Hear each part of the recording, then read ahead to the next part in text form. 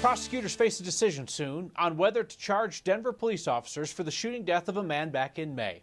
An autopsy shows 21-year-old William Debose was shot in the chest and the leg. Officers say he'd pulled a gun. Lawyers for his family say the autopsy also shows that officers shot Debose in his side while he was running from police. 9 News reporter Mark Salinger tells us the district attorney will decide this week whether to file charges against the officers involved. The coroner conducting the autopsy on William Debose concluded he died from a gunshot wound that injured both his lungs as well as veins and arteries in his chest. He was shot across his body.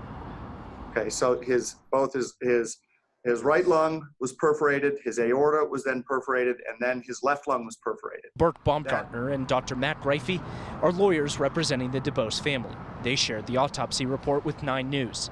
From it, they conclude that Debose was not facing the officers head-on when he was shot. Mr. Debose was turning around to meet the shots that were being fired at him. We can see that there is an entrance to the right side of Mr. Debose's chest, but the angle, we don't have anything about that. Denver police say Debose pulled out a gun while officers were chasing him following a traffic stop on the night of May 1st on the 3200 block of West Colfax.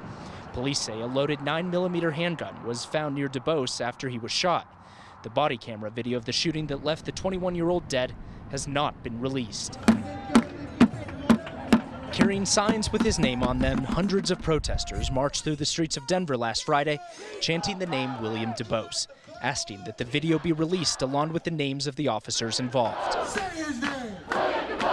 Denver District Attorney Beth McCann confirmed protesters stopped in front of her house Friday night. 9 News at 10 starts now. During an interview on 9 News. The protesters that were here at my house tonight were not asking for the release of the body-worn camera. They were asking for justice. McCann says she will make a decision this week on whether the shooting was legally justified and whether the officers involved will face charges. Other states and cities, including Georgia, have released video of officer-involved shootings recently, shortly after they happened. We asked the district attorney why Denver is different.